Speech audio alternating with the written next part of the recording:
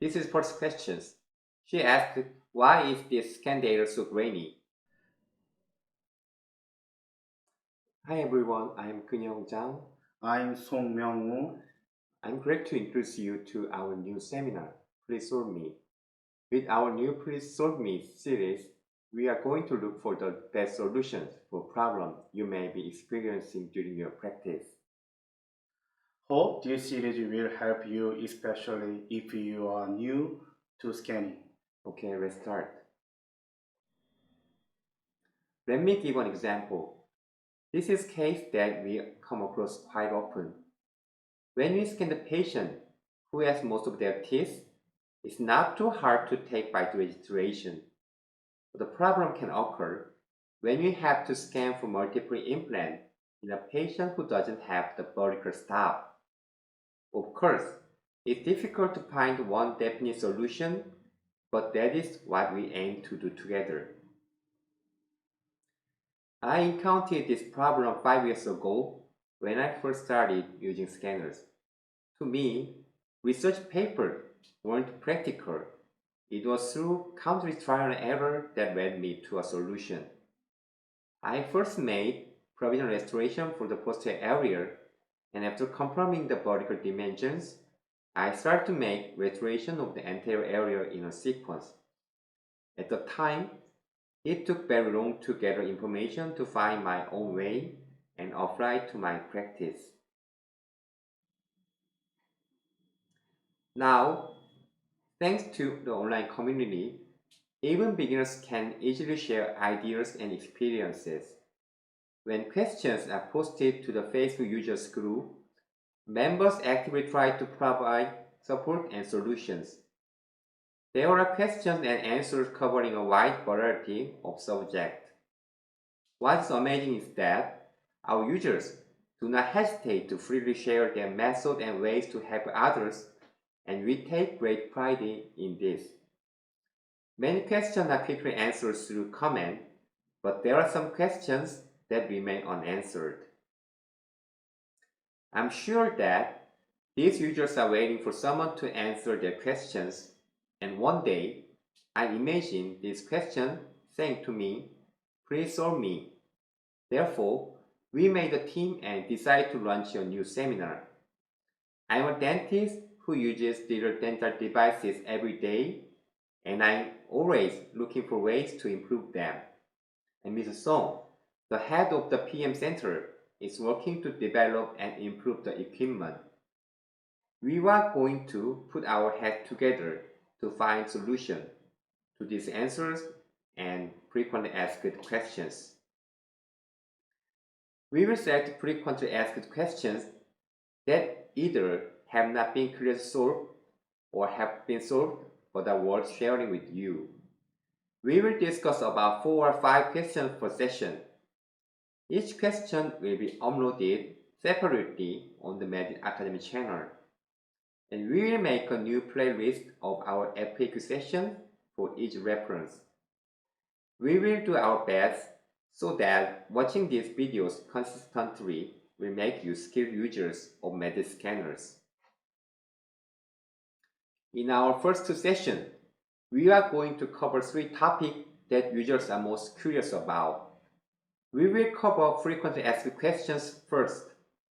We have divided them into 3 categories as follows: scan technique, implant scan, and computer and cable. Let's begin with scan technique. These are the images related to the question that we will go over today. Can you guess what they are? It might be basic knowledge for some of you, but I hope it will help those who are new to scan techniques. This is first question. She asked, why is this scan data so grainy? First, I wasn't sure if this had to do with the hardware or scan technique. Just by looking at the image, I don't exactly understand what the user exactly means by grainy. Maybe she meant to say that the scan quality or resolution is low.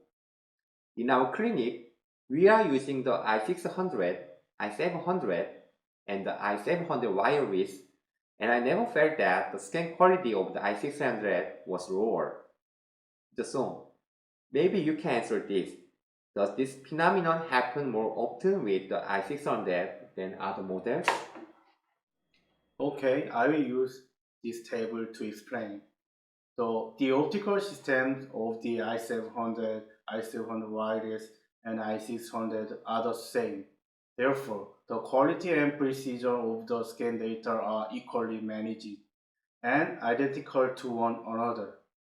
However, the i600 has a maximum FPS of 35, which is about half of the i700. So slower scanning is recommended. We also recommend using the reliability map to make all important parts of the scan data green. Also, when the scan data shows too much noise, the user must check if the mirror is clean or if it has too many water stains from sterilization. Unlike tips for the i700, tips for the i600 may be sterilized up to 100 times. I see. So in summary, there's no difference in each model's scan quality. In the case of i600, moving the scanner slowly is recommended. Is that right? Yeah, exactly right.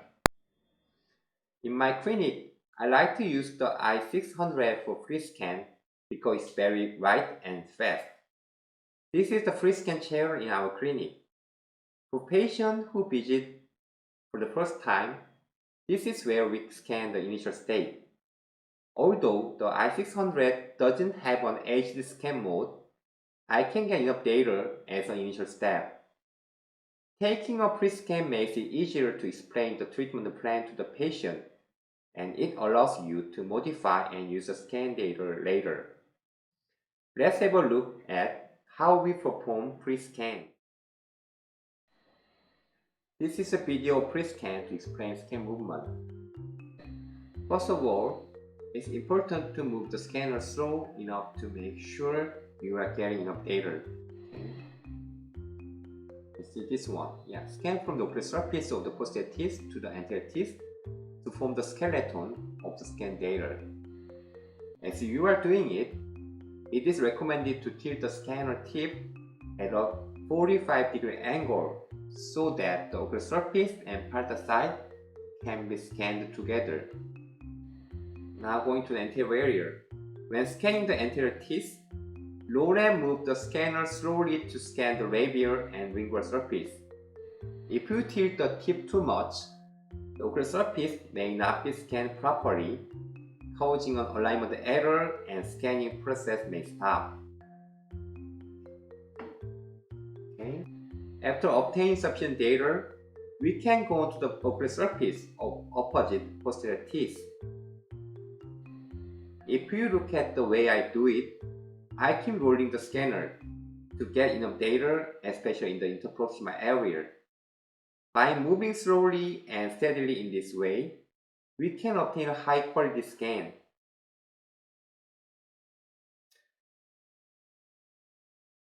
So, when I teach my staff, I tell them to move the scanner as if they are attaching tiles on the wall one by one.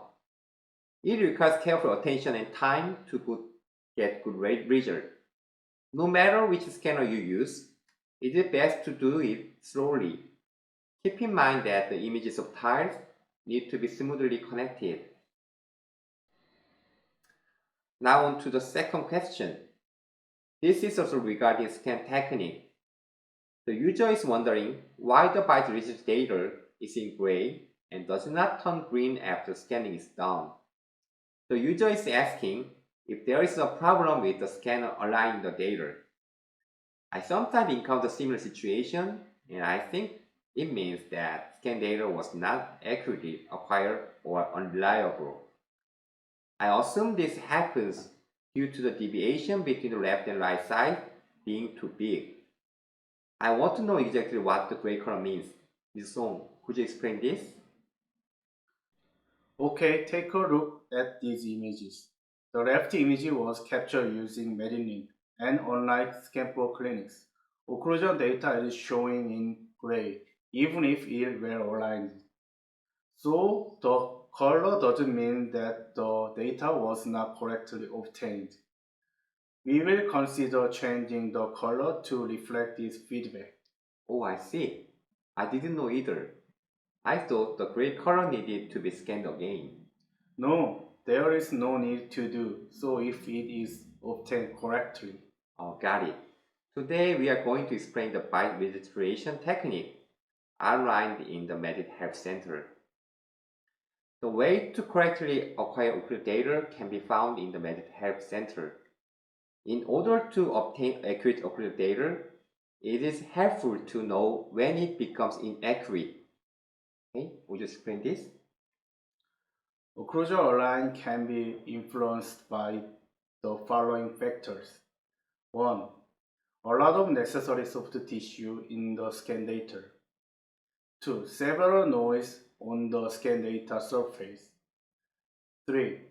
When the patient is lying down during the occlusion scan, the position of the mandible may be slightly lowered. 4. The patient biting force. Okay, considering these factors, it is important to trim unnecessary data before bite registration. Also, do not roll the patient chair position too much and properly control the bite force. First, remove unnecessary soft tissues from the scan data before the occlusion scan. Smart Scan filtering powered by Medit AI filters out most of the unnecessary soft tissues, but some may remain. We must check before occlusion scan to make sure there is nothing unnecessary. Second, we have to check for any holes in the buccal or lingual side of the maxillary and mandible scan data. Usually, holes on the lingual side are unrelated to bite registration, but holes in the buccal interruption area do affect it, so it is recommended to fill them. Even if the maxillary mandible data are automatically aligned with the occlusion data, it is recommended to scan about 8 teeth on the right and left for occlusion accuracy. If you scan in a hurry, you may overlook the opposing teeth and not scan all 8 teeth. This makes it difficult to accurately perform an occlusion scan. Both sides must be sufficiently scanned. When a full right scan is necessary, we usually perform an occlusion scan on the left and right side separately. The jaw-joint relationship and biting force may vary each time the patient opens and closes their mouth. So, when scanning the left and right side, it's important to scan while maintaining exactly the same position. And if you look at the green data range here, you can see that it was obtained from canine to first molar. Simply scan concisely, focusing on the most important areas. Do not spend too much time taking bite registration, because this causes inaccuracy. You may have seen this Medit Academy video. To summarize it in one line, when doing bite registration, do not insert the scanner while the patient mouth is closed. Instead, insert the scanner first and have the patient close their mouth and scan with a small up and down movement. But why doesn't this always work? The reason is, as the scanner moves forward, the patient mouth slips open like a crocodile's jaw. This phenomenon makes the bite inaccurate. I believe the biggest reason and strength of using internal scanner is accurate bite registration. So, my staff and I have a set procedure and protocol for bite registration. Let me explain this. Okay, I will play this video. First, I let the patient practice the bite several times. After that, I do the final confirmation to ensure the bite position is correct. For scanning, we visually check the patient bite. This helps to find if the bite of the patient is stable or not. If the bite is stable, scanning one time should be enough. But if the bite is not stable, We use multiple occlusion function and record the bite scan several times to account for all the possible occlusions. Now we are ready to scan.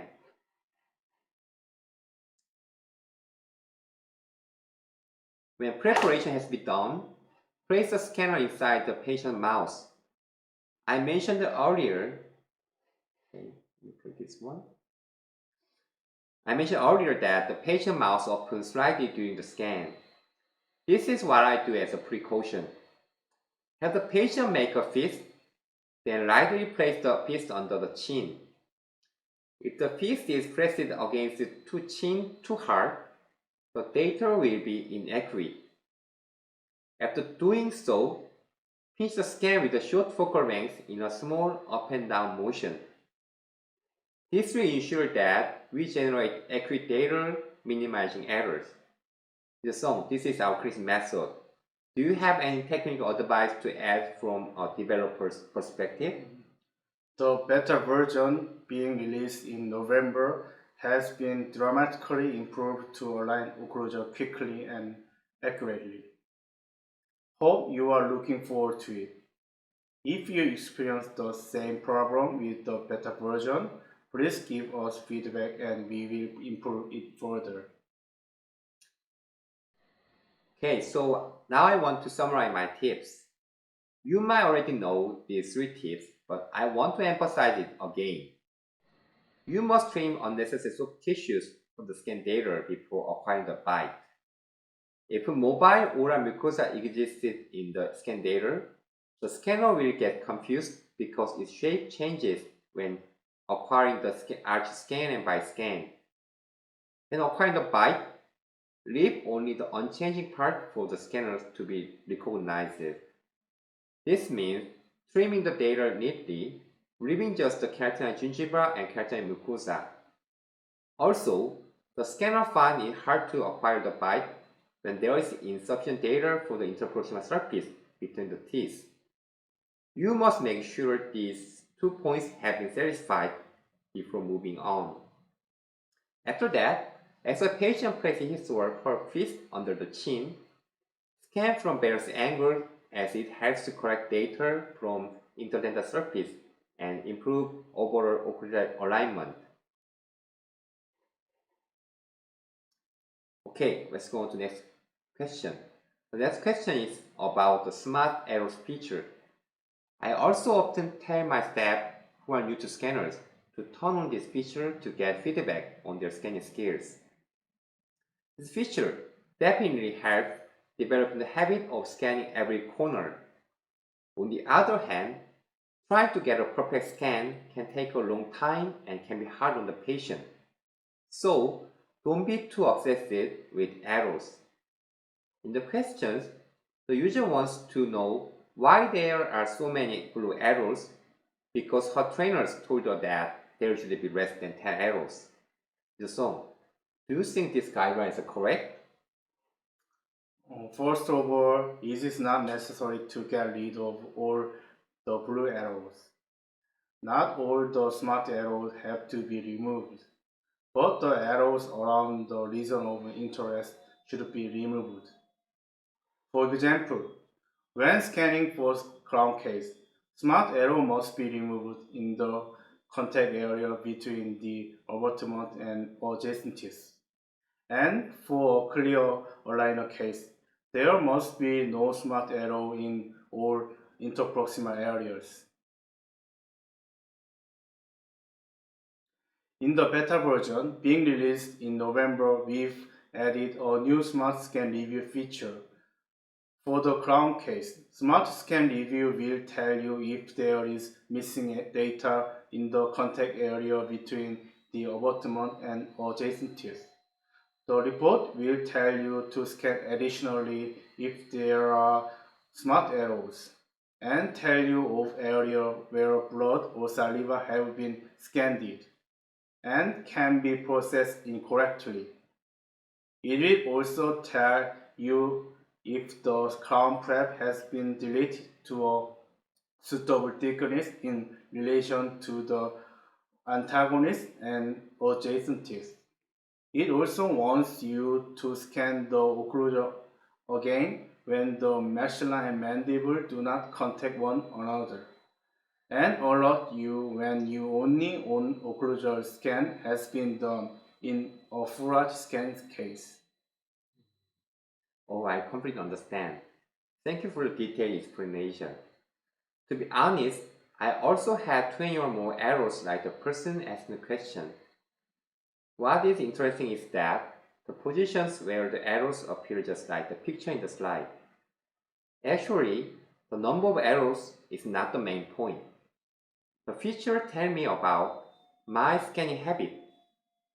Using the smart arrow feature, you can improve your scanning habit and find which part is difficult to scan for you. I assume many users will probably see arrows especially in these three areas. 1. The buccal and lingual anterior area. 2. The proximal surface of the posterior teeth contact areas. 3. The corner of the posterior centrifugal area. The function tells you where to pay more attention to in terms of scanning motion, focal length setting, and speed. So, we have to train ourselves to improve the scan movement. We need to overcome our weaknesses through practice, like an athlete. For the buccal and lingual anterior, you must slow down and move back and forth as if you are climbing up and down the high walls. For the proximal surface of the posterior teeth, obtain data from various angles in a rolling motion, instead of moving the scan head in a straight line. For the corner of the posterior centrifugal area, slow down and determine the radius of rotation, as if a car is making a U-turn. Reduce the focal length to 50 mm or less, and with sufficient retraction, then slowly rotate the wrist and make a smooth turn. This method allows you to scan at once without stopping. Now let's take a look at the video on how to perform a quadrant scan. Actually, I played the role of the patient in this video, which makes it easier to scan because the patient was so cooperative. You can see that the scan proceeds without interruption with proper rolling motions. In particular, the turn at the rearmost area is very smooth because focal length is short.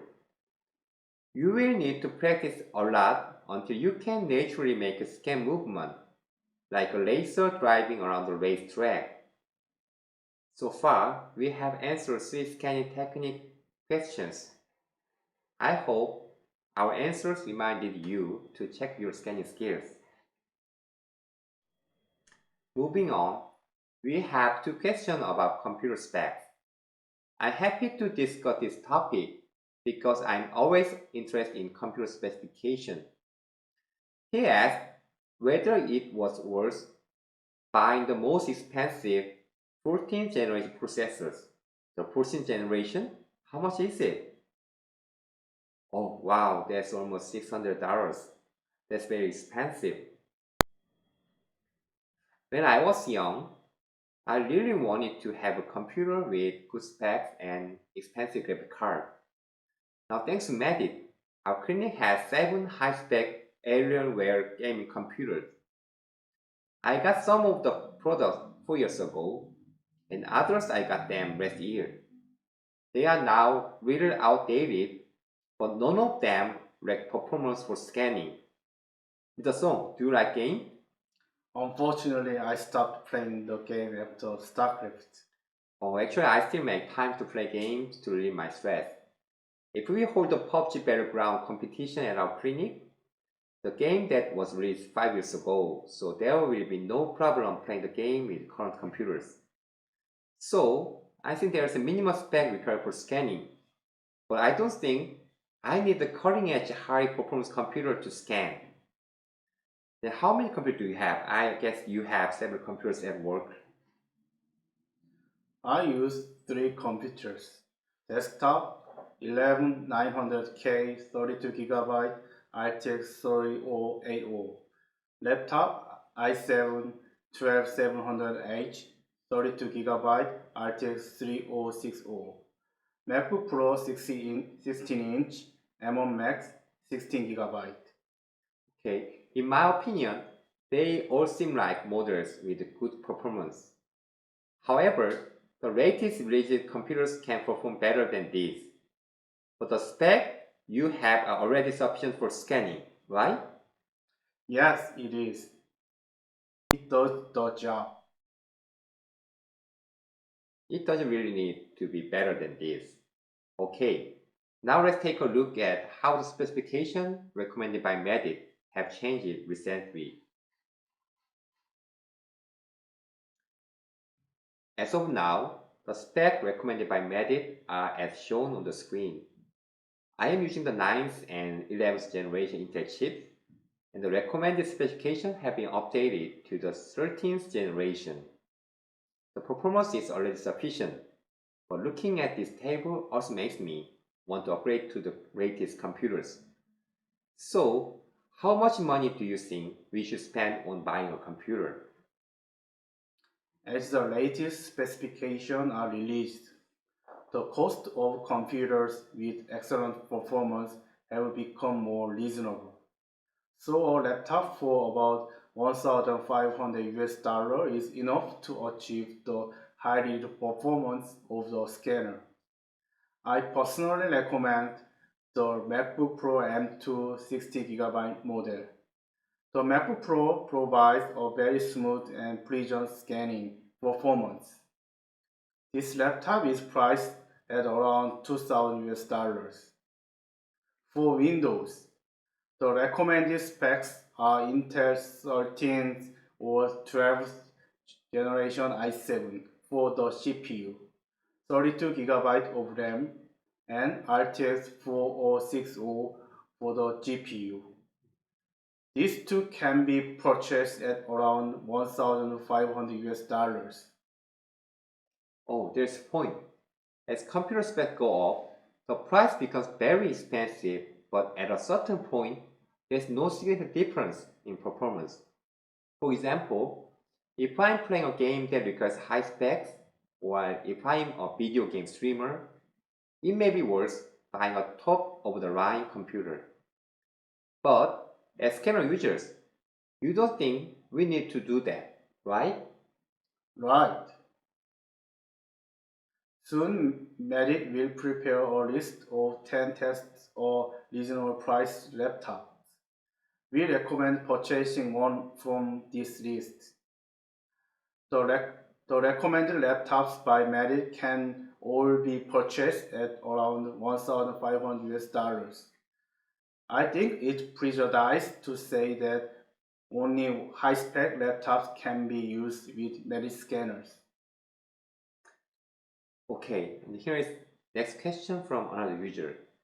The user is asking if an Intel 11800H processor is enough to use the i600 scanner.